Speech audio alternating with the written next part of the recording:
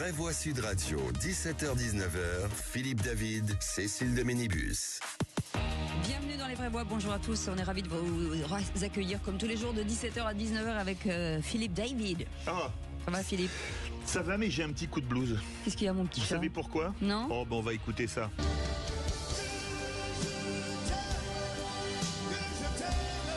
Et oui, il y a 7 ans aujourd'hui, Johnny nous quittait. Déjà? 7 ans aujourd'hui, le 6 décembre 2017. Et désolé, moi j'étais fan de Johnny et j'avoue que depuis le 5 décembre, pardon, j'ai toujours un petit coup de blues. Oh mon petit chat, vous aimez? Non. Moi je suis né la même année, le même mois. Ouais. Non, il est né en juin, le 15 juin Moi et je vous le suis en 31 août août. quasiment. Arrêtez de chipoter en permanence. Et donc, vous devriez me rendre hommage par contagion. Ouais, exactement. Mais on va le faire pendant toute cette émission, si vous le permettez, Philippe Bilger. En tout cas, 0826 300 300, vous pouvez bien entendu venir nous voir et nous écouter sur YouTube, par exemple, et participer au 0826 300 300. Allez, tout de suite, le sommaire de cette émission. Le grand débat du jour à 17h30. Après la chute de Michel Barnier, une question se pose. Un Premier ministre issu d'un parti peut-il survivre à une assemblée si fragmentée? Sans dissolution possible avant l'été, l'idée d'un gouvernement technique émerge. Un exécutif donc d'experts pour éviter une nouvelle motion de censure. Alors parlons vrai, est-ce qu'un gouvernement technique est la seule solution vu l'absence de majorité cohérente? Ne risque-t-on pas d'avoir les mêmes causes, mêmes effets qu'en Italie où au gouvernement Draghi, c'est Meloni qui a succédé? Faute de candidats consensuels, Macron doit-il procéder à la nomination d'un gouvernement technique? Vous dites non à 68%, vous voulez réagir? Aude, qui n'a aucun problème technique, prendra vos appels au 0826 300 300. Mais il dit n'importe quoi. Il fallait mettre technique. Et notre invité sera Albert Zenou, rédacteur en chef du service politique du Figaro. Et puis à 18h40, le coup de projecteur des Vraies Voix recherche Premier ministre désespérément. Emmanuel Macron donc a déjeuné aujourd'hui avec François Bayrou. Hier soir, Ségolène Royal a fait une offre de service. Quand d'autres évoquent le nom du maire de Troyes, François Barouin, tous ces profils ont un point commun. Ce ne sont pas des novices en politique. Alors parlons vrai. Est-ce que ce ne serait pas une manière d'apaiser les choses que mettre des hommes et des femmes d'expérience? Est-ce que le manque d'expérience n'est pas un handicap pour la nouvelle génération de politiques? Et à cette question, gouvernement, faut-il y remplacer le nouveau monde par des politiques aguerris? Vous dites non à 66%. Aude et les Vraies Voix attendent encore et toujours vos appels au 0826 300 300. On vous souhaite la bienvenue, c'est les Vraies Voix jusqu'à 19h. Les Vraies Voix Sud Radio. Avec un Philippe Bilger qui continue à faire tes petites boulettes de papier. Mais je vais en faire qu'une. Je vais arrêter, mais j'avais envie de la lancer sur Bérengère, je ne le ferai pas. Non, pas tout de suite. Attends. Il n'ose pas encore parce que je suis nouvelle, c'est voilà, ça? C'est ça, voilà, ça. absolument. Et ben voilà, la voix de la nouveauté, j'ai envie de dire. Voilà. Bérengère Dubuc est avec nous, courtière et fondatrice de l'UIC, qui est le premier syndicat courtier en crédit. Tout à fait. Voilà. Bonsoir. Bienvenue Bérengère. Bienvenue.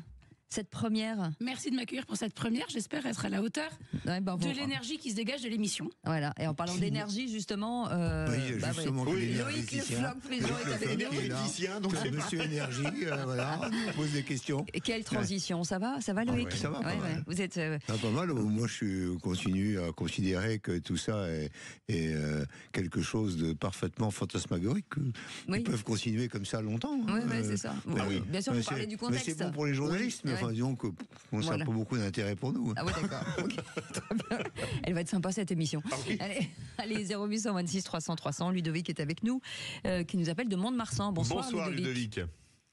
Bonsoir Cécile, bonsoir Philippe et bonsoir les Vraies Voix. Coup de gueule ou pas vraiment coup de gueule? En tout cas, la question se pose. Le corps nu, j'ai envie de dire pourquoi pas, selon vous? Oui, tout à fait. Tout à fait, Sébastien Lecornu me semble un choix cohérent. D'accord. Mais après, pour combien de temps? Bon, c'est un ancien président du Conseil général de l'Eure. Il y a plusieurs portefeuilles ministériels sous Emmanuel Macron à son actif. Donc, c'est un excellent. Il pourrait être accompagné de Bruno Retailleau à l'intérieur. Oui. Donc, en clair, on reprend les mêmes, quoi. On leur donne une autre fonction, mais Sébastien, j'allais dire Sébastien, pas du tout, Philippe Bilger. Sébastien Lecornu. Sébastien Lecornu a un grave handicap à l'égard d'Emmanuel Macron, c'est que il est très proche de lui, donc on risquerait de dire qu'Emmanuel Macron ostentoirement reprend la main. Et deuxième élément, on parle trop de Sébastien Lecornu comme favori Et ça, Emmanuel Macron n'aime pas ça du tout. D'ici qu'il nous sorte quelqu'un d'incongru de son chapeau, c'est pas impossible. Tiens, il y a Philippe Bilger, possible Premier ministre. Voilà, incongru ou pas? Non, mais on parlait de Cécile hier, la première femme. Mais ça, ce serait intelligent. Est-ce que ça a vraiment beaucoup d'importance? Mais bien sûr. Ah oui, ça a un Moi, je suis pas sûr. Ah bon, d'accord. Voilà. Moi, je considère que aujourd'hui, ce sont les forces économiques qui vont essayer d'émerger, et les forces économiques n'ont plus confiance du tout dans les hommes politiques français. Par conséquent, ils s'en fichent un peu. On va demander à Bérangère, oui. Rapidement. Là, de nouveau, alors moi, je suis une fan de David Lisnard, un maire de Cannes. Donc, si on voulait quelqu'un de compétent, pour moi, c'est Lisnard et c'est le seul. Après, on parle de nom, mais j'ai l'impression qu'Emmanuel Macron racle les fonds de tiroir depuis quand même pas mal de temps. Mais je suis contente que vous disiez Lisnard parce que Mathilde Panot l'appelle Linard. Donc voilà. Ah oui, Linard. Oui, Linard. Bon, allez, vous restez avec nous. Faut pas m'énerver en parlant de Mathilde Panot comme ça dès le début. Après, je vais monter trop vite. Allez, Ludovic, vous restez avec nous. Vous êtes notre vrai voix du jour. Dans un instant, le réquisitoire du procureur. Monsieur le procureur. Une équation difficile pour Emmanuel Macron. Et je veux bien vous croire. Allez, 0826 300 300. Bienvenue à tous. On est ensemble jusqu'à 19h. Sud Radio. Sud Radio. Parlons vrai. Parlons vrai. Sud Radio. Parlons vrai. Leclerc, bonjour. Voix Sud Radio, 17h-19h, Philippe David, Cécile de Ménibus. Les vraies voix comme tous les jours de 17h à 19h avec ce numéro de téléphone que nous vous incitons à utiliser sans modération. 0826 300 300 avec Philippe David. Mon Philippe. Oh bah tout va toujours très bien. Vous me l'avez pas demandé. 0826 300 300. Vous m'avez pas demandé si ça allait bien, mais je vous dis que ça va bien. Parce que je pense que psychanalytiquement, vous me demandez si ça allait bien. Philippe Bilger est avec nous, Loïc Le Floch-Préjean est avec nous et Bérangère Dubuis est avec nous. Ça va, Bérangère? Ça va bien. Là, ça fait quoi? Ça fait 15 minutes que vous tes là. Tout va bien? De mieux en mieux. Bah, tant mieux. Dans un instant. Pas beaucoup quand même. Hein. Non, faut lui donner un peu la corde. Ne lâchez pas les chiens. Je vais monter petit à petit. Attention, parce que là, ça peut partir. Ah, ça peut partir. Il faut qu'on la tienne quand même. Bon, allez, dans un instant, les 3 mots dans l'actu avec Félix Mathieu. Bonsoir Félix. Bonsoir Cécile, bonsoir tout le monde. Vous avez failli être en retard, Félix. Presque. Mais je ne le suis pas. Mais si on parle trop de mon possible retard, je vais finir par l'être. De quoi parle-t-on? Il se rebelle. On va parler d'Emmanuel Macron qui cherche un Premier ministre, des fonctionnaires qui manifestaient aujourd'hui, et puis du grand stade de Bordeaux qui ne s'appellera bientôt plus Matmut. En 3 mots, ça donne allocution, fonctionnaire et naming. On en parle dans un instant. En attendant, la voix est au procureur. Les vraies voix Sud Radio, le réquisitoire du procureur. Philippe Bilger. Équation difficile, voire impossible pour nommer un nouveau Premier ministre. En effet, Michel Barnier est parti à la suite d'une motion de censure et Emmanuel Macron n'en est pas mécontent. Hein. Il n'aimait pas profondément Michel Barnier parce que celui-ci avait pris de l'autorité, s'occupait un peu du domaine international et en définitive, alors que le président espérait, je dirais, un mou et un apathique, il avait trouvé un Premier ministre qui ne se laissait pas faire. Mais aujourd'hui, il va devoir choisir Emmanuel Macron, et dont il y a déjà des noms, évidemment, dont on parle depuis 2 jours, quelqu'un qui à la fois sera accepté par la majorité de l'Assemblée et qui en même temps lui permettra à lui profondément de reprendre la main. Et ça va être très difficile. Alors c'est pour cela qu'on évoque beaucoup Sébastien Lecornu, mais avec Emmanuel Macron, on n'est jamais à l'abri de rien. Tout ce qui est prévisible n'est pas vraiment son domaine. Vous êtes d'accord avec ça? Tout ce qui est prévisible n'est pas son domaine, même pour nommer un Premier ministre, Loïc Le Floch-Préjean. C'est impossible d'aller dans le cerveau de ce monsieur, impossible. Moi, je comprends pas tout ce qu'il a fait dernièrement et tout ce qu'il fait. Je comprends comme pas. la dissolution. Je comprends pas. Donc il va faire n'importe quoi comme d'habitude, à mon sens. Bérangère. En fait, c'est bien d'être disruptif, de dire on va tout révolutionner. C'est Emmanuel Macron. Hein. J'ai voté pour lui à l'époque, je l'avoue, je le confesse. Donc on y a cru à ce projet-là. Mais tout révolutionner, en réalité, c'est pas un programme. Le programme, c'est qu'est-ce qu'on bâtit. Et donc Emmanuel Macron, effectivement, est très fier de surprendre. Il surprend en faisant la dissolution avant les vacances pour faire une campagne en 15 jours où personne n'est prêt. Il surprend en nous sortant des ministres du fond du chapeau que personne connaît. Hein. Ministre de l'économie et des finances qu'on a là est très gentil, mais on ne sait pas ce qu'il fait à cette poste en pleine crise de la dette quand même. Et donc là, je me dis que c'est terrible, parce que comme il apprend pas de ses erreurs, il va encore vouloir nous surprendre. Et donc je me dis quel est son nouveau coup de chapeau. Et chaque fois qu'il nous surprend, les Français sont en colère. Allez, tout de suite, les 3 mots dans l'actu, c'est avec Félix Mathieu. Les vraies voix Sud Radio. 3 mots dans l'actu, Félix, qui sont allocution, fonctionnaire et naming. Allocution présidentielle très attendue à 20h après la chute du gouvernement Barnier. Hier soir, le chef de l'État recevait aujourd'hui le Premier ministre démissionnaire, mais aussi François Bayrou, ou encore les présidents des 2 assemblées. Des fonctionnaires dans les rues, un tiers des enseignants ont suivi l'appel à la grève pour dénoncer la dégradation des services publics et de leurs conditions de travail. Et puis, ne m'appelez plus jamais Matmut Atlantique. L'assureur veut rompre son contrat de naming avec le stade des Girondins, club relégué, moins visible. Ça ne vaut plus le coup, juge la Matmut. Les vraies voix Sud Radio. Et maintenant, que va-t-il faire? Emmanuel Macron nous le dira sans doute ce soir à 20h, au lendemain d'une censure historique à l'Assemblée nationale. Le chef de l'État a bien dû accepter formellement la démission de Michel Barnier aujourd'hui. Le Premier ministre sortant va expédier les affaires courantes en attendant son successeur à Matignon. D'ailleurs, je dis ça, je dis rien, mais le président Macron a aussi reçu François Bayrou aujourd'hui, le leader du MoDem, mais également les présidents des 2 assemblées pour leur demander leur avis. Yael Braun-Pivet lui conseille de trouver quelqu'un rapidement. Mais comment former un gouvernement sans qu'il ne soit renversé à la première occasion? Eh bien, le maire écologiste de Lyon, Grégory Doucet, en appelle à refaire comme à l'époque du Conseil national de la résistance, rien de moins. Quand bien même, on n'est pas exactement en 1945. Pour autant, les inquiétudes des Françaises et des Français sont énormes. Notre responsabilité à nous, élus, eh bien, c'est de créer une coalition qui soit la plus ouverte possible. Et puis on traite les sujets un par un parce que le Parlement, enfin l'Assemblée nationale, est là pour voter des lois. Et beaucoup de lois, je dirais même une majorité des lois, eh bien, sont votées par une majorité des parlementaires, quelle que soit leur appartenance partisane. C'est ce qui se passe dans un conseil municipal. Le maire écologiste de Lyon avec Jean-Jacques Bourdin ce matin sur Sud Radio. Côté LR, Laurent Wauquiez promet sur France 2 qu'il ne censurera pas le futur gouvernement, même si sa famille politique ne devait pas y participer. Nous, on ne fera pas tomber de gouvernement. Dans cette période d'instabilité, de chaos, avec le vote hier de Mme Le Pen et de M. Mélenchon ensemble, nous, on ne jouera pas ce jeu. Ce que je veux dire par là, c'est qu'on ne sera pas dans le blocage. On ne sera pas dans la stratégie du pire. Je pense que les actes qu'on a eus au cours des derniers mois l'ont montré. On a accepté de dialoguer, on a accepté de discuter, on a accepté de faire des efforts pour précisément essayer de donner un minimum de stabilité au pays. Pour autant, est-ce que notre participation à un nouvel gouvernement sera automatique? Non. Notre engagement, il était auprès de Michel Barnier. Ouais. Pour nos députés, qu'est-ce qui va compter? C'est pour faire quoi?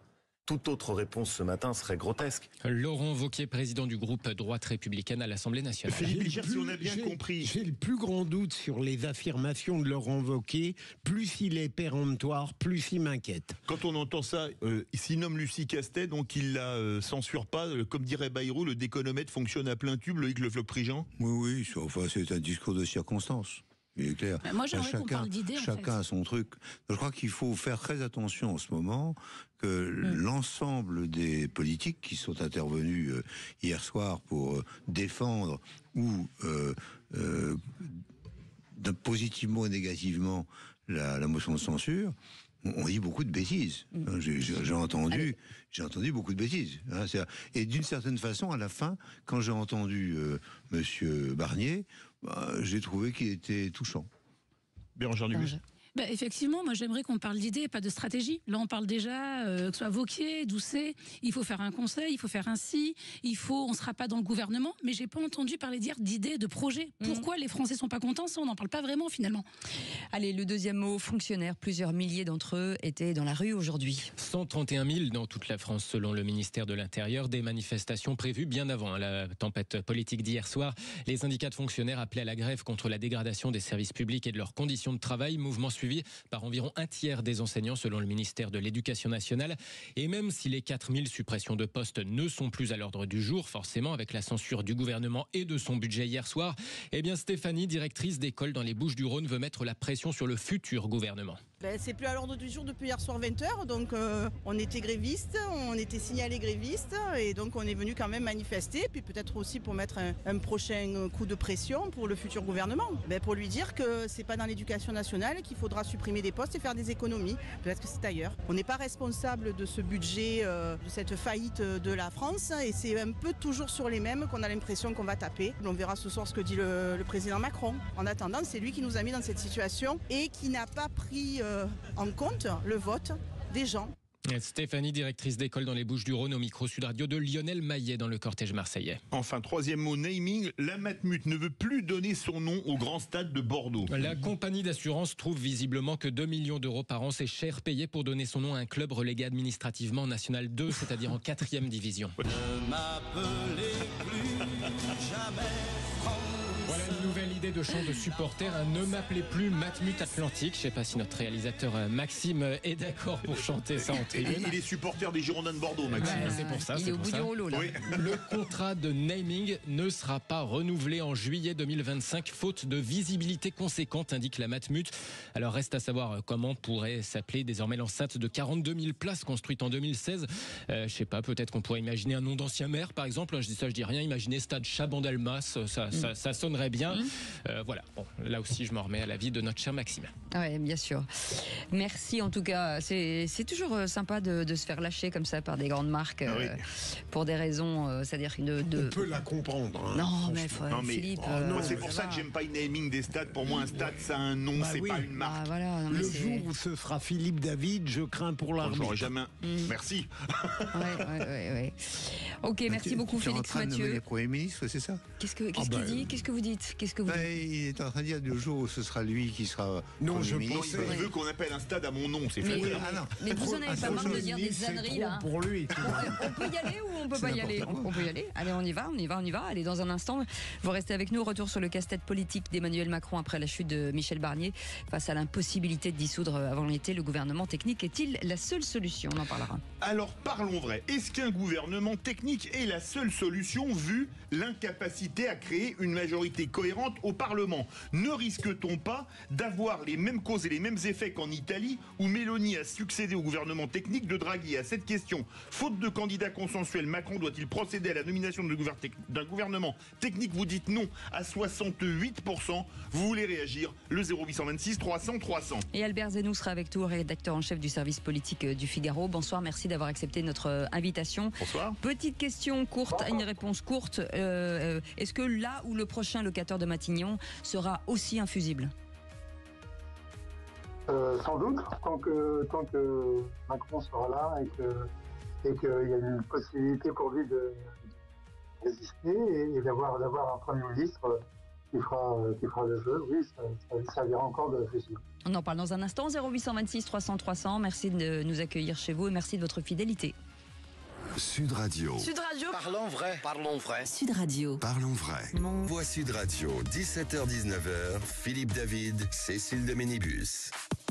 On est jeudi aujourd'hui, Philippe David? Je confirme que nous sommes bien jeudi. Bon, mais on est bien de 17h à 19h tous les jours. Absolument. Du lundi au vendredi. Absolument. Et vous serez là demain. Absolument. Et vous? Aïe, c'est dommage.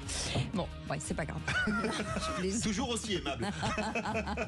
Avec Philippe Bilger, Loïc Le Floch-Préjean et Bérangère Dubu, qui est avec Dubu, pardon. Je dis Dubu. Mais c'est pas grave. Non, mais parce que comme on dit Doménibus, et comme j'ai quelqu'un à côté de moi qui s'appelle Dubu, j'ai l'impression qu'il faut que je mette un S. Mais je pense que les deux se disent. Moi, j'ai décidé que c'était Dubu, mais faites-vous plaisir, Cécile. Ouais, d'accord. Dubu, oui. Mais vous pouvez m'appeler Cécile de Ménibus. Oh, voilà, on va faire ça. Bérangère Dubu, c'est Cécile de Ménibus. Voilà, c'est ça. Excusez-moi, vous avez bu? Non, mais laissez-nous tranquille. On fait notre petite tambouille entre filles. Allez, tout de suite, le grand débat du jour. Les vraies voix Sud Radio, le grand débat du jour. Majorité requise pour l'adoption de la motion de censure 288. Pour l'adoption 331. La majorité requise étant atteinte, la première motion de censure est adoptée. Il n'y a pas lieu de mettre aux voix la seconde motion. Je veux vous dire que cela restera pour moi un honneur d'avoir servi avec dignité la France et les Français. Enfin, le gouvernement Barnier est tombé ainsi que son budget violent. Et c'est par notre motion, déposée par la France Insoumise et le Nouveau Front Populaire, que ce gouvernement a été renversé. Pas par celle du Rassemblement National qui, comme d'habitude, n'a servi absolument à rien. Et la chute de Michel Barnier pose une question. Un Premier ministre partisan peut-il survivre à une assemblée éclatée sans dissolution avant l'été? Un gouvernement technique d'experts semble être la seule option pour éviter une nouvelle motion de censure. Alors parlons vrai. Est-ce qu'un gouvernement technique, ça vous semble faisable en France? Vu l'instabilité du Parlement, est-ce que ça ne va pas faire fuir des candidats potentiels? Et à cette question, faute de candidats consensuels, Macron doit-il procéder à la nomination d'un gouvernement technique? Vous dites non à 68%. Vous voulez réagir? Le 0826 300 300 300. Et notre invité, Albert Zenou, rédacteur en chef du service politique du Figaro, est avec nous. Merci d'avoir accepté notre invitation, Philippe Bilger. Alors, je remercie les vraies voix parce que tous les samedis, je lis une analyse politique très fine d'Albert Zenou et je lui dis en général sur X. Et j'y apprends beaucoup de choses et donc je vous remercie de l'avoir invité. Deuxième élément, Mathilde Panot pourrait avoir au moins une reconnaissance politique. Lorsqu'elle dit que le Rassemblement national n'a servi à rien, c'est un peu rapidement dit puisque sans lui, évidemment, la motion de censure, celle de LFI, du nouveau Front populaire, ne passait pas. Troisième élément, il faut bien voir que le seul souci d'Emmanuel Macron, c'est de durer jusqu'au mois de juin, juillet, date à partir de laquelle il pourra de nouveau ordonner une dissolution. Donc on peut imaginer que plutôt que de choisir un Premier ministre politique, quel qu'il soit, il pourrait aller vers un Premier ministre technique qui ne ferait pas grand-chose objectivement, mais qui lui permettrait de durer tranquillement jusqu'à cette date fatidique. Mais il faut le trouver. Alors on parle évidemment de celui de la Banque de France. Mais j'imagine mal qu'il soit accueilli par des applaudissements collectifs considérables. Un grand technicien de la politique, Loïc Le Floch-Prigent. Ah oui, de l'énergie, surtout. Oui. On ne va pas choisir quelqu'un de l'énergie. Donc, disons que le problème, c'est que l'homme providentiel technique, c'est souvent un économiste qui a fait un certain nombre de choses du plan international et qui permet à l'économie de se redresser. C'est ça l'idée. L'idée d'un gouvernement technique, c'est un gouvernement qui s'occupe prioritairement de ça. Or, l'Assemblée nationale a bien démontré que les entreprises, ils s'en fichaient complètement. C'est-à-dire que le fait d'avoir au départ dit on va prendre sur les entreprises, ensuite on a ouvert la boîte de Pandore, tout le monde s'y est mis pour dire on va prendre aux entreprises, Donc on a ouvert le champ au Parlement, et le Parlement a dit les entreprises n'en ont rien à faire. Or, le seul moyen de redresser le pays, c'est par les entreprises. Et multiplier les impôts à l'égard des entreprises, ce n'est pas forcément augmenter les recettes, contrairement à ce qu'ils pensent. Et c'est ça le drame. Alors, est-ce qu'un technicien est capable aujourd'hui, sans support politique, d'expliquer ça à l'Assemblée nationale ? Moi, j'y réponds. Oui. Alors moi je suis chef d'entreprise, je travaille avec des chefs d'entreprise, donc je suis d'accord avec vous. Je vais rebondir sur ce que vous avez dit, Philippe. Vous avez dit nommer un technicien, la Banque de France, donc c'est François Villeroy de Galhau.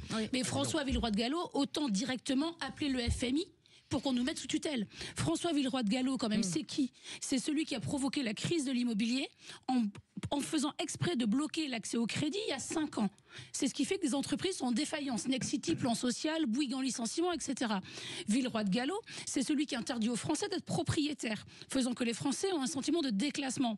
Villeroy de Galhau, c'est un aristo monarque jamais élu, d'accord, qui vit sur l'argent public, qui méprise tout le monde. Nommer François Villeroy de Galhau, pour moi, c'est carrément un suicide collectif. Non, il faut des techniciens, c'est des gens qui ont travaillé, des gens qui savent de quoi on parle. Et je pense que n'importe quel petit commerçant qui sait faire son bilan est bien meilleur que tous les énarques qu'on nous a mis, en fait. Qu'est-ce que vous avez contre les aristos ? Je suis d'une famille aristo, donc je les connais bien, mais il n'y a rien de pire que le cadeau de gauche. Allez. Albert Zenou, rédacteur en chef. C'est populiste, mais Villeroy de Galhau, c'est une crise économique terrible. Je n'ai pas soufflé son nom à Emmanuel Macron, je vous le dis. J'espère bien, je vous en voudrais. Stop, on y va. Albert Zenou, rédacteur en chef du service politique du Figaro. Votre analyse sur ce qui vient d'être dit ? Tout d'abord, je tiens à remercier Philippe Bilger pour les gentils mots qu'il a dit. Et donc, moi aussi, je l'écoute avec beaucoup d'attention et beaucoup d'intérêt quand il parle. Donc, pour vous dire, moi, je trouve que le gouvernement technique ou le Premier ministre technique, c'est par essence la fausse bonne idée. On croit que un technicien ou des techniciens vont résoudre les problèmes que les politiques n'ont pas réussi à résoudre. Or, souvent, ça ne marche pas. Même pratiquement tout le temps, ça ne marche pas. Parce que la politique, même si ça n'est pas un métier, ça reste quand même une fonction particulière. Et il s'agit d'offrir au peuple français des gens qui savent conduire les affaires politiques. La politique, c'est quand même compliqué. Et les techniciens, souvent, se réfugient derrière la connaissance du terrain, la compétence, l'expertise, mais ça ne suffit pas. Ça ne suffit pas parce que démocratiquement, c'est une sorte de déni démocratique. On va nommer quelqu'un qui vient pas de nulle part, mais qui n'a que comme argument sa compétence et son expertise, mais qu'on ne connaît pas toujours ou pas bien les rapports de force, les convictions de chacun, et souvent ça donne des gens qui ont peu de contact avec la réalité. Et quand en France on a eu affaire à des techniciens qui sont venus faire de la politique, ça a très rarement marché, parce que c'est compliqué, c'est très très compliqué même. Et donc je pense que le gouvernement technique, par essence, ça ne marche pas. Il faut que ce soit des politiques qui soient ancrés dans le terrain, qui connaissent la vie. Souvent, les élus locaux ont cette chance de connaître ce que c'est que diriger une ville, que c'est diriger un département, et à plus forte raison quand ils prennent de la bouteille, prendre des ministères et voir plus. Ouais. Et donc il faut absolument que les politiques, et ici encore plus un Premier ministre, soient ancrés dans quelque chose d'une réalité pas seulement technique, mais aussi politique. Philippe Bilger. Oui, d'ailleurs, Albert Zenou, dans le prolongement de ce que vous venez de dire, est-ce que vous signifiez qu'en réalité, le Premier ministre technique est une fausse bonne idée, précisément parce qu'on ne peut jamais détacher la technique de la vision politique? Et donc, même apparemment neutre, toute action est politique lorsqu'on est Premier ministre. Bien sûr, bien sûr. Quand il s'agit de répondre aux questions au gouvernement, puisque un Premier ministre technique répondra aussi aux questions au gouvernement. Bien sûr. Donc il faut maîtriser l'ensemble des domaines. Et pas seulement, et là je suis désolé, je me répète, mais pas seulement technique. Il faut aussi répondre aux aspirations des Français, aux équilibres politiques. Il faut comprendre les jeux, les enjeux de chacun. Et c'est ce qui rend d'ailleurs l'exercice du métier très très compliqué. Alors souvent on a présenté le Matignon comme un enfer. Mais comme disait Balladur, il y a peu de gens qui n'ont pas voulu aller dans l'enfer. Mais c'est vrai que c'est un exercice très très très très complexe, où il s'agit d'avoir non seulement des expertises, mais aussi une connaissance fine des hommes, des mouvements, des moyens, des courants.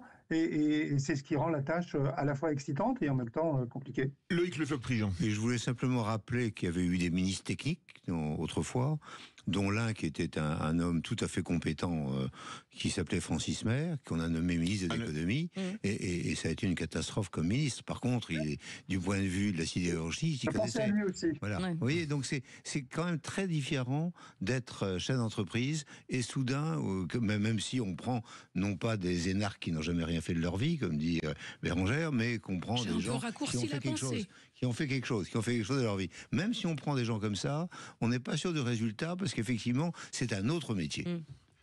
Je crois le seul qui a un peu réussi, c'est Raymond Barre, qui est arrivé en 74, qui était universitaire. Qui était universitaire. Non, mais en 74, après 74, il est nommé ministre.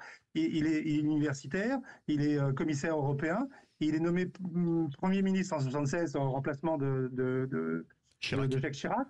Et puis il arrive parce qu'il a une finesse, mais rapidement il devient politique. Et dès 78, il est élu député. Donc il devient un vrai homme politique.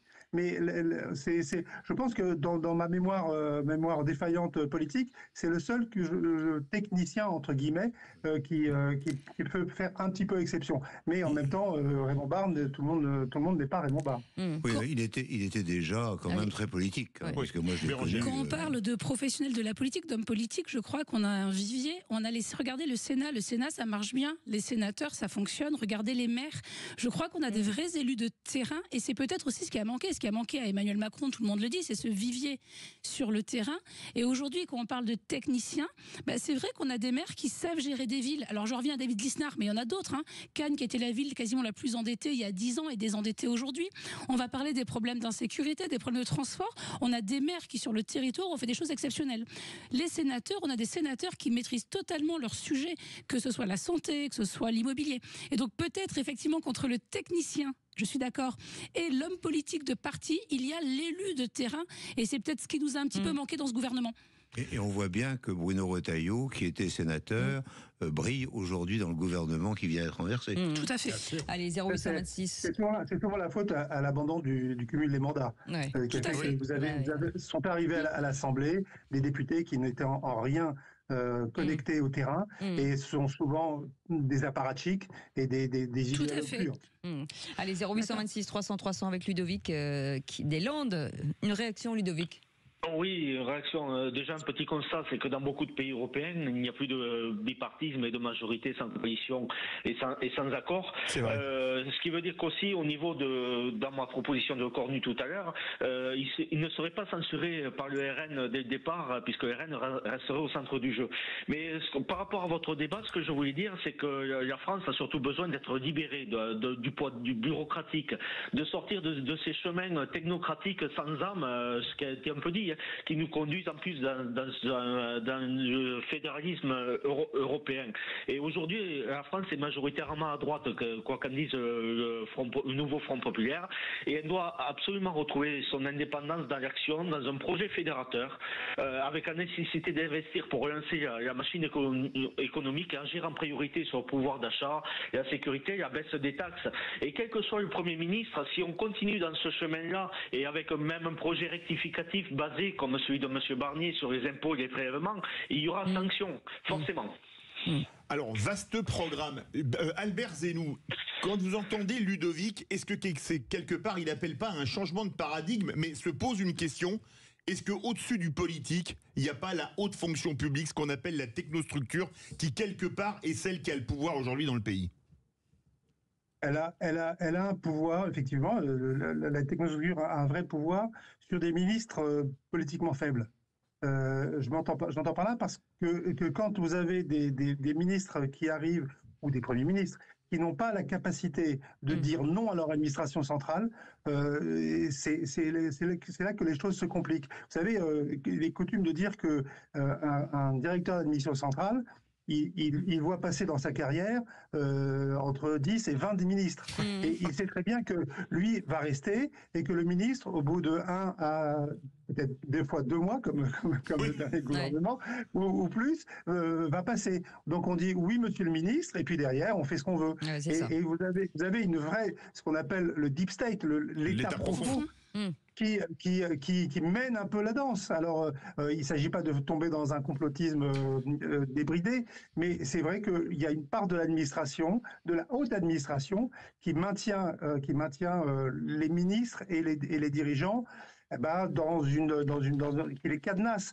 Mais en même temps, c'est aussi la chance et la force de la France d'avoir une administration et une haute administration de très grande qualité aussi. Donc, il s'agit de faire la part des choses. On a cette chance-là d'avoir de grands fonctionnaires, de grands commis de l'État. Albert Zenou, je crois que Loïc Le Floch-Prigent n'est pas d'accord avec vous. Il a dodelinné, comme dans Hibernatus. Moi, je trouve que l'administration de qualité, c'était la qualité d'autrefois. Aujourd'hui, la qualité c'était mieux avant. Médiocre. Vous êtes de ce genre-là. médiocre. Pourquoi? Parce que il y a sans arrêt des passages dans le cabinet ministériel qui permettent de grimper, et il y a des passages de l'autre côté de la barrière. Il y a les agences qui sont beaucoup plus payées que les fonctionnaires, etc. Donc non, nous n'avons pas aujourd'hui la qualité administrative suffisante pour empêcher ce qui est horrible, mais qui est la réalité, c'est-à-dire les doublons permanents sur l'ensemble du sol au plafond. Vous avez des doublons et personne n'est capable, dans la haute administration que vous indiquez, de lutter contre ces doublons, qui sont la bureaucratie. Vous souvenez-vous quand même alors attendez, parce que... Souvenez-vous quand même que... votre point de vue. Je partage totalement mon point de vue. Ça n'empêche pas de trouver à la fois des fonctionnaires de très grande qualité et en même temps d'en avoir beaucoup trop. Et vous avez beaucoup de Nadine et de Jean-Pascal qui passent leur temps à lire des livres aussi dans l'administration. Albert Zenou, 44 secondes, c'est quoi la solution pour vous? La meilleure solution, c'est quoi? La meilleure équation aujourd'hui? Si vous la trouvez, vous devenez Premier ministre. Ce n'est ni gouvernement technique, ni de la grande coalition. C'est de faire un choix. Pour aujourd'hui, c'est de reproduire en gros à l'identique autour d'une personne comme Barnier ou de toute façon ça soit à droite et centre droit et trouver un chemin pour durer au moins jusqu'à la prochaine dissolution, c'est-à-dire en juillet. Et après, plus si affinité. Merci beaucoup. C'est la seule solution. Merci beaucoup Albert Zeno d'avoir été avec nous, rédacteur en chef du service politique du Figaro. Merci beaucoup d'avoir accepté notre invitation. Dans un instant, le qui c'est qui l'a dit. Ils en ont dit des bêtises, nos politiques hier. Hein. Aujourd'hui, il y avait vraiment de la matière. Il a fallu lire beaucoup de déclarations pour trouver les plus originales. Oui, mais on y est arrivé. Oui, on fera peut-être un best-of à un moment donné de tout ça. On peut faire un qui c'est qui l'a dit de 2 heures si on veut aujourd'hui. Allez, on fait une petite pause, on revient dans un instant avec Ludovic et nos vraies voix du jour. Sud Radio, votre attention est notre plus belle récompense. C'est un grand plaisir que maintenant qu'on a la Sud Radio sur Lyon et la famille grandit, c'est une super nouvelle. Sud Radio, parlons vrai. Vraie Voix Sud Radio, 17h-19h, Philippe David, Cécile de Ménibus. Les amis, les vraies voix, c'est tous les jours. Et tant mieux, parce que ça nous fait très plaisir de nous lever le matin pour partager ces moments avec vous. En tout cas, de traiter de l'actualité, même si elle est un peu anxiogène ces derniers temps. Heureusement, nous avons tonton Philippe Bilger. On a tonton Loïc Lefranc-Prigent. Voilà. C'est les tontons flingueurs. Et on a cousine Bérangère Nebu. Voilà, c'est ça. Ouais, je sais pas. Oui. Quoi, c'est une famille ici. C'est une famille complète. Loïc, une famille voilà. complète. On n'est pas forcément en désaccord. Et on a cousin Philippe David. Et cousine Cécile de Ménibus. Et on a un autre cousin, c'est Ludovic, qui habite dans les Landes. Ça va, Ludovic? Oh, ça va très bien. C'est toujours un plaisir de vous écouter. Bon, oui, c'est très bien. Nous, on est ravis de vous avoir. Ludovic, il faut lancer le jingle absolument. Allez-y. Mais écoutez, ma chère Cécile, mon cher Olibrius, peu importe le jeu, du moment qu'il y a le plaisir de la triche. Les vraies voix Sud Radio, le quiz de l'actu. Quel bel hommage à Cécile de Ménibus et Philippe Bilger. Exactement. Bien. Le tricheur, je vais vous mettre au garde à vous. C'est Philippe Bilger. Vous voulez mettre au garde à vous, Cécile? Non, en garde à vue, pas en garde à vous. J'ai eu peur. Alors attention, Bérangère, on laisse l'auditeur répondre d'abord, ok? Et après, c'est la foire d'empoigne. Parce que sinon, bam. Allez, question qui c'est qui l'a dit? 3 points.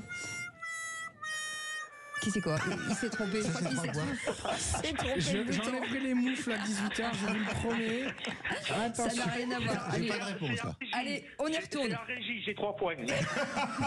Ok, c'est la régie, c'est 3 points. Allez, c'est bon. Qui c'est qui l'a dit? Après son procès, il a une fêlure pour Marine Le Pen. Hier, c'est qu'elle a fait, c'est un coup de politique. C'est un coup politique. Ludovic.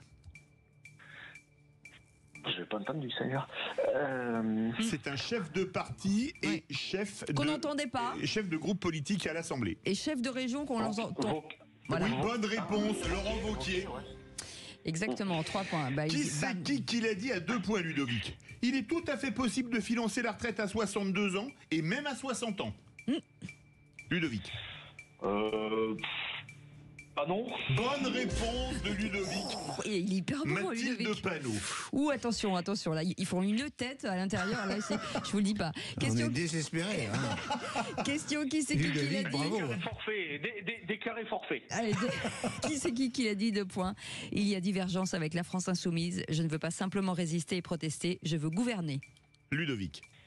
Olivier Faure. Bonne réponse. Il a dit ça, lui? Oui, il a dit ça, Olivier Faure. Dis donc, il envoie du lourd. Qui c'est qui l'a dit à 3 points?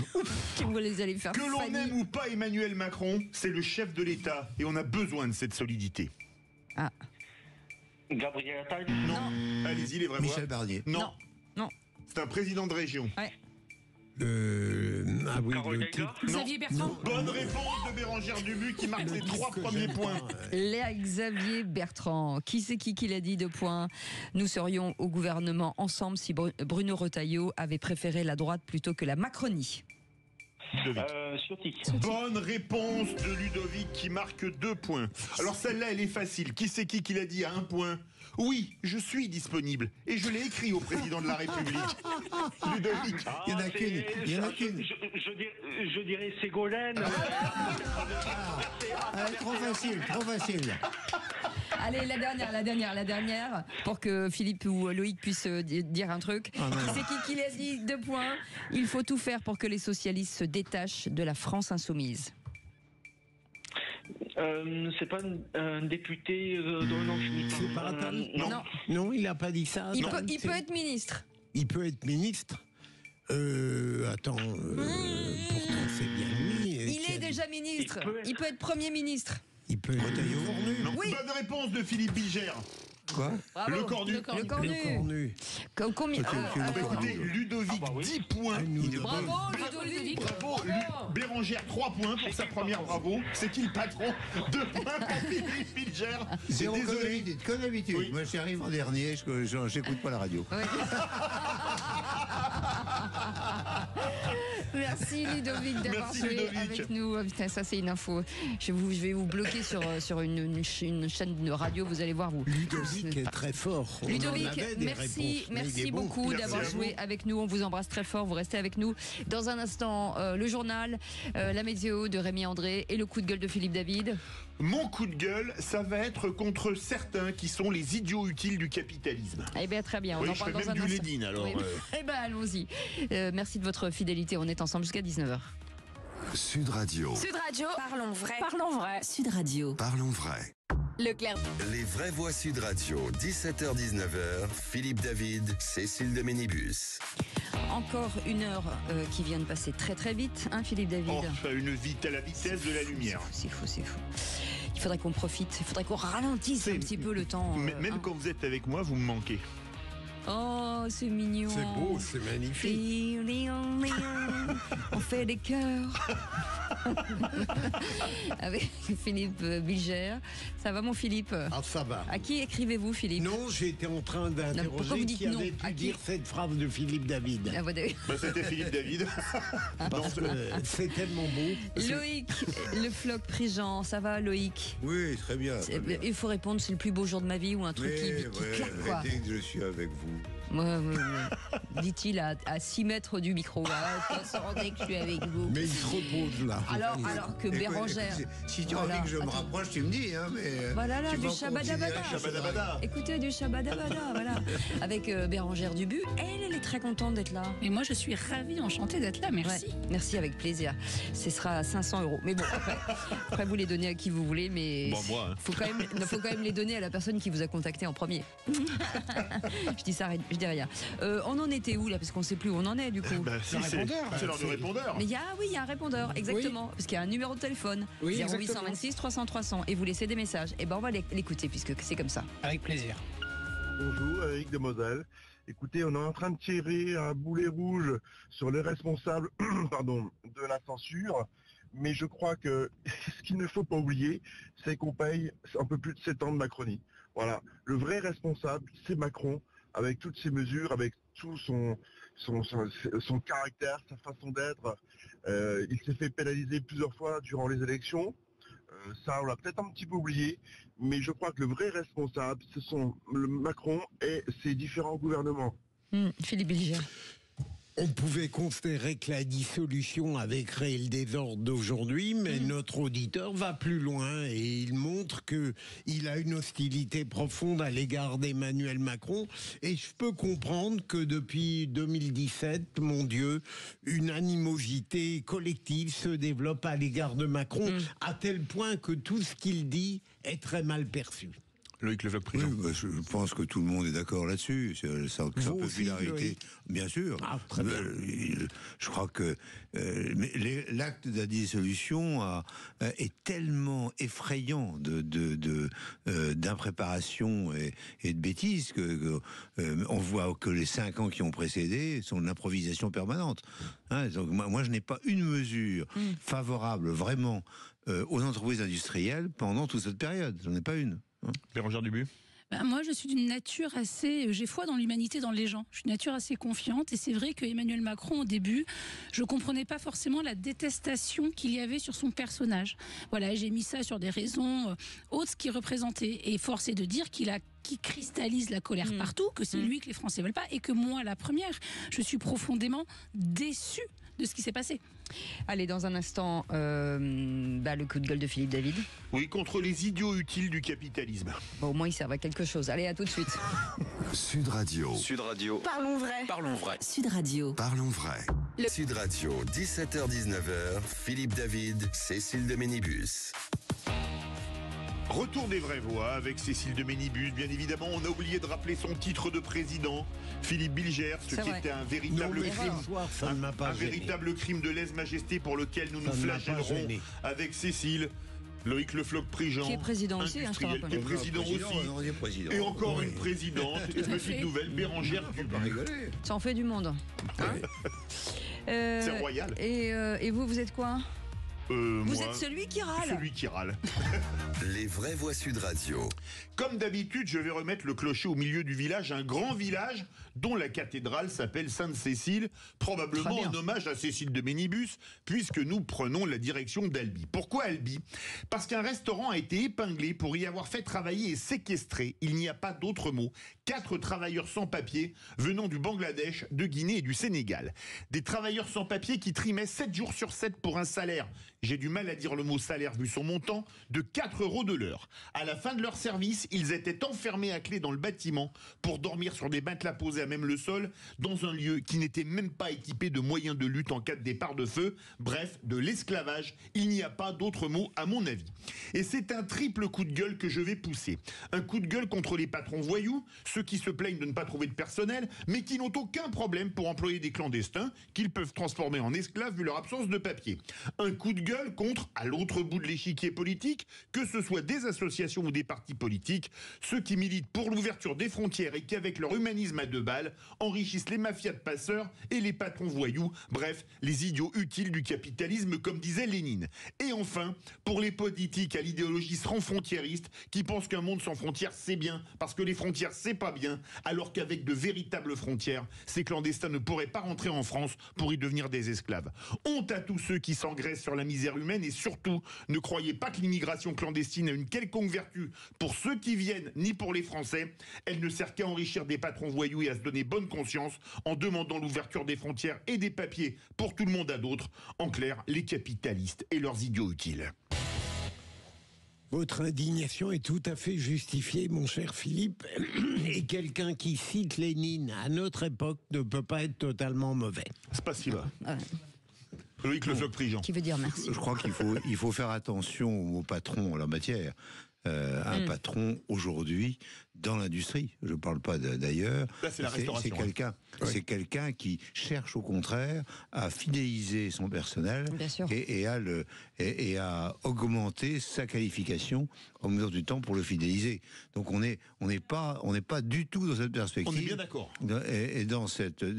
Or aujourd'hui, nous avons des difficultés en tant qu'industriels. Pourquoi? Parce que on nous prend pour des vaches à lait et pour des suppôts du capitalisme, ce que nous ne sommes pas. Le nombre de patrons industriels aujourd'hui qui, dans la conjoncture actuelle, ne se font pas payer pendant 1 ou 2 ans est considérable. Et il faut bien voir la réalité des choses en face. Mais c'est vrai que ce ne sont pas les mêmes patrons. C'est pas les mêmes. Bérangère. Quand on voit 4 € de l'heure, ils dorment dans des conditions insalubres, dégueulasses. On a entendu. Mais j'ai rien à ajouter à ce que vous avez dit. C'est honteux. Moi, je suis patronne, je suis chef d'entreprise. Enfin, pour moi, c'est pas le problème. C'est même pas un problème d'emploi ou d'esclavage. C'est un délit grave. C'est un crime. Vous le direz. C'est un crime. C'est très grave. Pour moi, ça n'a même pas rapport au droit du travail.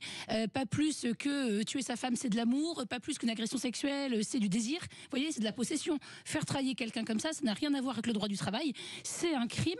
C'est quelque chose de très grave qui doit être puni. Donc, effectivement, il n'y a rien à ajouter à ce que vous avez dit. Ouais. Pour une fois, pour une fois qu'il a 20 sur 20. L'approbation générale. Merci. Non, mais il est de mieux en mieux. Mais il est très bon. Ouais. Et puis, quand on n'a pas Françoise de Gouin, elle trouve toujours quelque chose. Les 2 derniers, elle les a aimés. Elle était d'accord à 100%. Si c'est pour écrire des papiers comme ça et mettre mon nom dedans, je suis pas sûr que ce soit une bonne idée.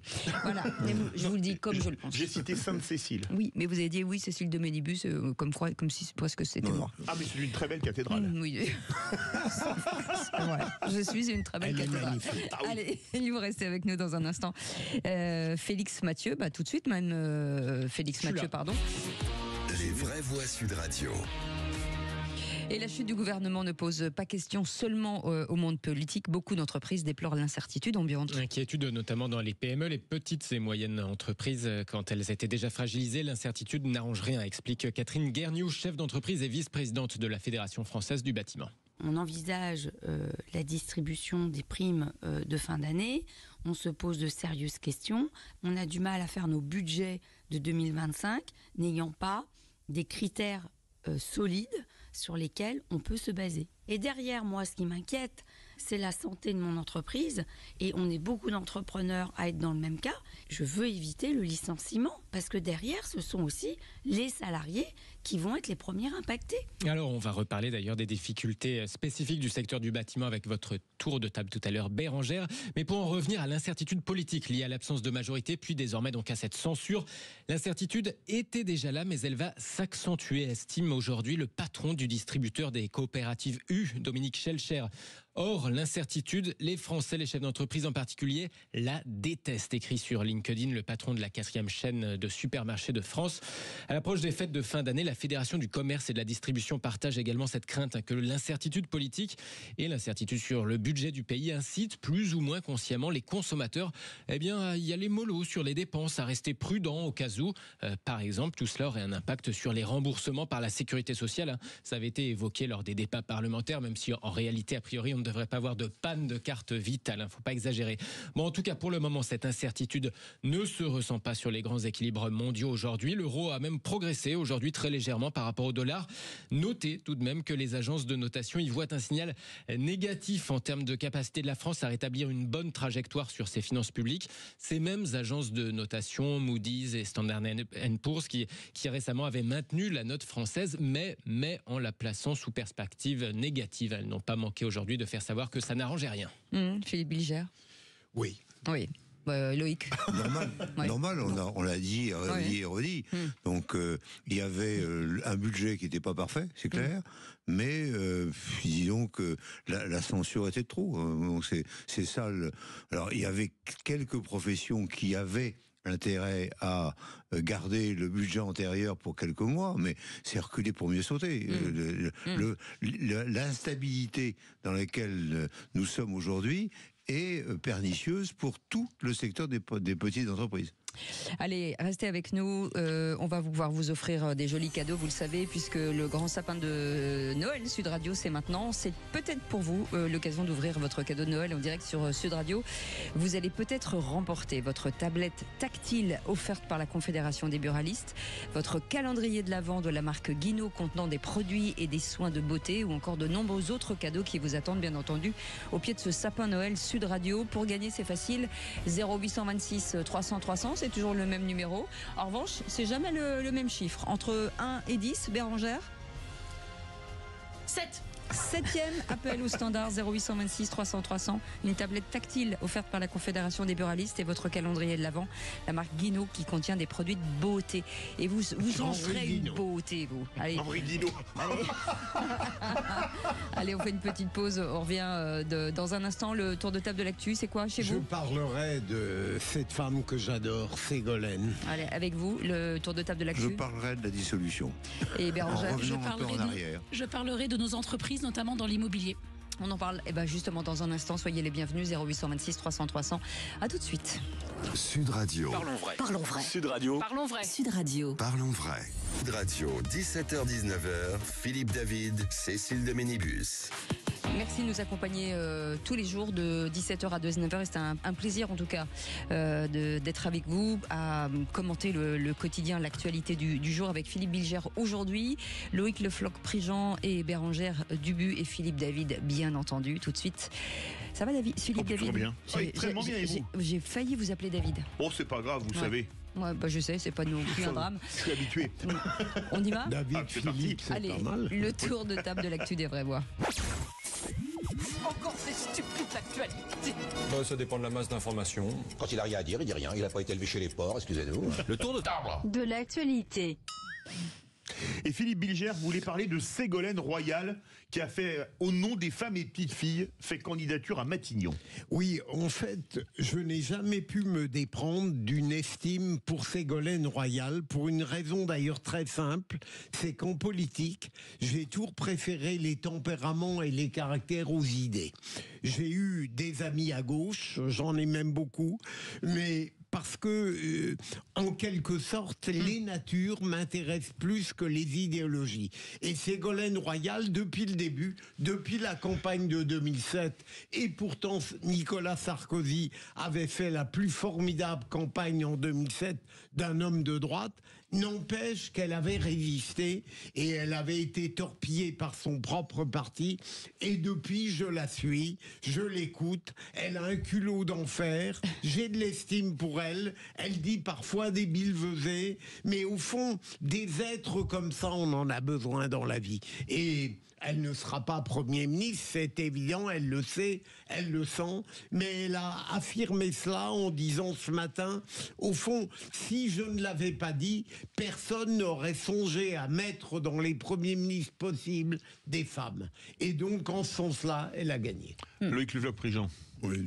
Moi, je suis pas d'accord du tout avec Philippe. Il le quel sait. dommage, mon cher. Ah oui, je suis pas Vous êtes d'accord. un misogyne.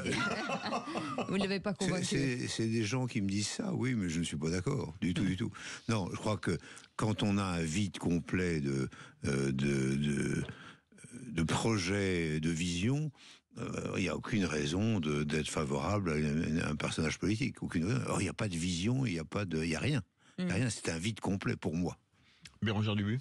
Je crois juste que Ségolène Royal, en fait, finalement, comme tous ces anciens présidents, moi, à mon époque, Chirac était super bon. Non, mais je sais, oui, mais candidat à ces anciens hommes politiques. Aujourd'hui, les jeunes, moi j'ai 4 enfants, trouvent que Balkany est super drôle. Jacques Chirac, c'était fantastique. Et on regrette, même moi qui ai voté contre Sarkozy, je le regrette quand je vois ce qui se passe. Je crois qu'il y a une telle gabegie publique, il y a une telle insatisfaction qu'il y a des gens qui paraissent rassurants et que les politiques ancienne génération paraissent quand même rassurants, dont fait partie Ségolène Royal. Absolument. Loïc Lefloc-Prigent, pendant que vous avez la parole. Oui, donc moi c'est la dissolution de l'Assemblée nationale qui a été une catastrophe. Et c'est pas la première, c'est la deuxième pour moi, historiquement. Il y en a une en 97, donc j'ai fait un livre qui s'appelle 97, début du déclin de la France, l'année zéro. Et chez Editel, et dans ce livre, j'essaie de montrer comment, n'ayant rien à faire ou ne savant plus quoi faire, soudain le chef d'État dissout et prend sur la gueule immédiatement le pays aussi. Et depuis 97, nous avons eu 27 ans où nous avons subi les 35 heures, subi le mépris pour le nucléaire, subi l'éducation nationale, la moraline, le gouvernement des juges, etc. On n'a pas redressé la barre depuis 1997. Donc les dissolutions, qui sont des dissolutions de confort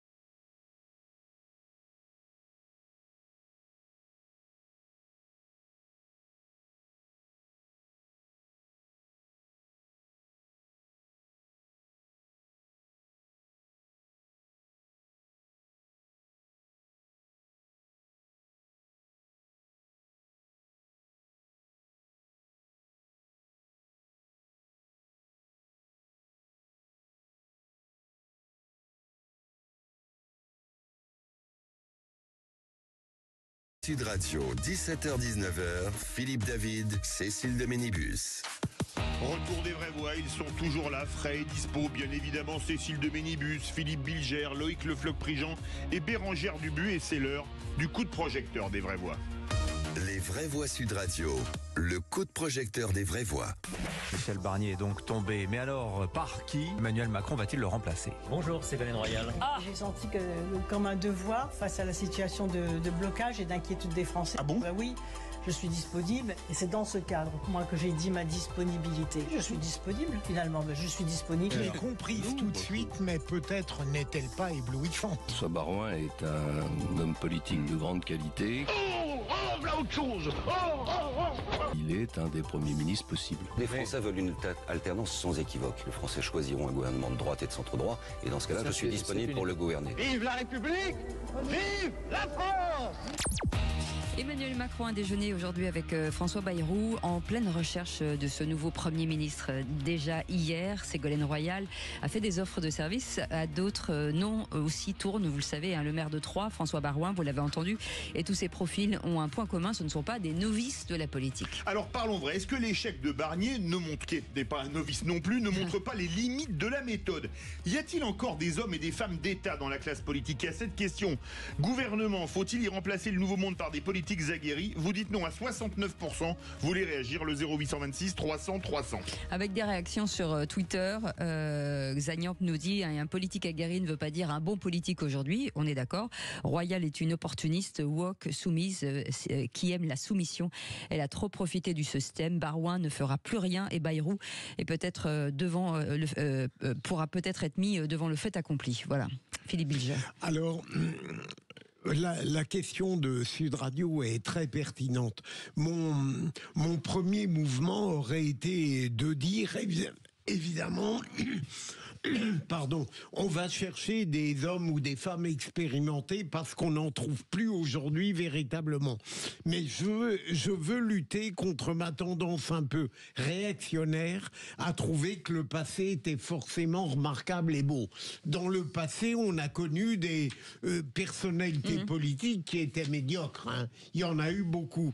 Mais en définitive, ceux qui les distinguaient hier, pour les meilleurs de la classe politique d'aujourd'hui, dans laquelle il y a tout de même quelques êtres à sauver, c'était le fait que nous avions une classe politique qui globalement avait de la culture, avait de la densité et était capable, pas forcément de devenir un homme ou une femme d'État, mais qui possédait en elle de quoi le devenir. Et donc, Brassens a fait une chanson très juste où il montrait qu'en réalité, il y avait des jeunes qui étaient mauvais, qu'il y avait des vieux qui étaient totalement ineptes. Je crois qu'il faut accepter l'idée qu'aujourd'hui, on peut trouver des personnalités remarquables, mais que pour ça, il faut que les tempéraments valent plus que les idées. Loïc Le Floch-Prigent, même dans la politique, le temps ne fait rien à l'affaire. Écoutez. Je crois que lorsque les gens ont commis beaucoup d'erreurs et sont passés par énormément de méandres, le peuple n'a pas tellement envie de les suivre. Et par conséquent, je comprends très bien le sondage où les gens disent non, on aimerait mieux avoir des personnalités nouvelles. Alors, ces personnalités nouvelles ne sont pas forcément jeunes.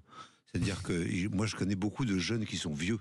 Déjà, et je ne vais pas me donner des noms, mais qui ont déjà tellement fait de circonvolutions dans leur vie, en passant de Sciences Po à attaché parlementaire à députés, etc., qui sont revenus. J'ai des noms qui me viennent à l'esprit. Il y a tellement de gens qui ont fait ça que c'est pas ceux-là qu'il faut prendre. Donc le jeunisme n'est pas forcément la meilleure manière de concevoir la politique. Simplement, je reconnais que la façon d'imaginer que des vieux expérimentés vont mieux faire que des jeunes n'est pas une bonne chose non plus. C'est ce que disent le sondage.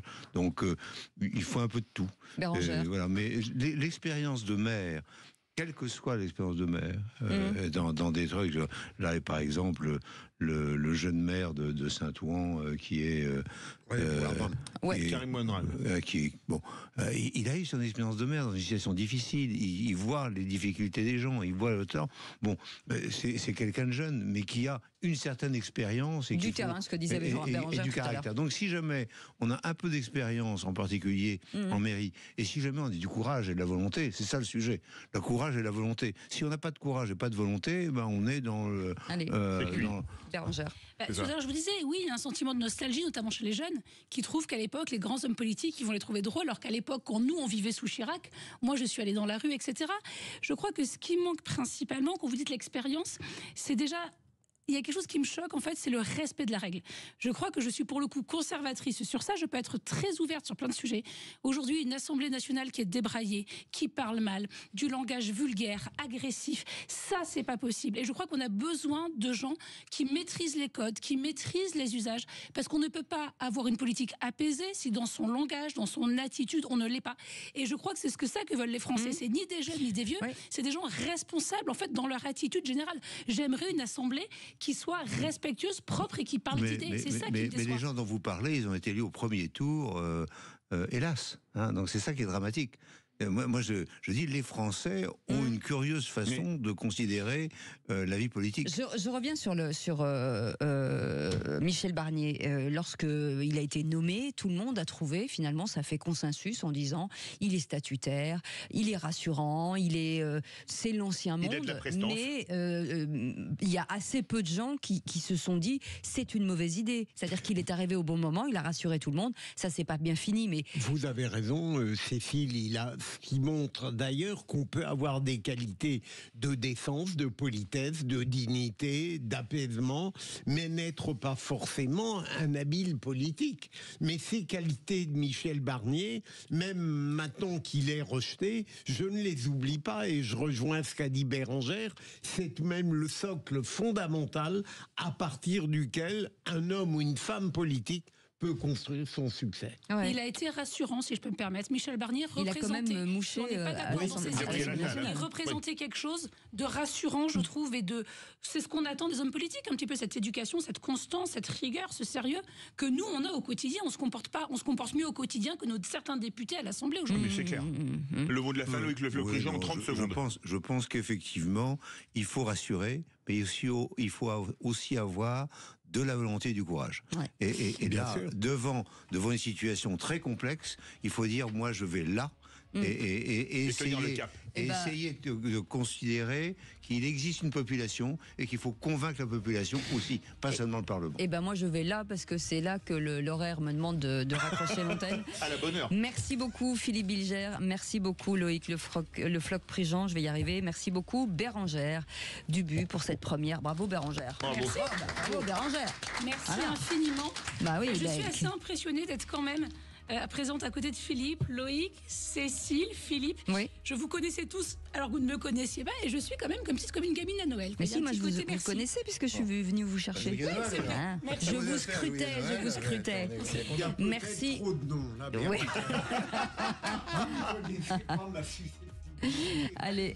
Allez, dans un instant, le directeur France de Mini sera avec nous. On parlera de Carlos Tavares et on recevra aussi une belle start-up. Bien sûr, une petite start-up. Guillaume de Sazy, directeur de Mini France. Mini, une petite marque de voiture. Oui, petite, qu'on aime beaucoup. Allez, à tout de suite.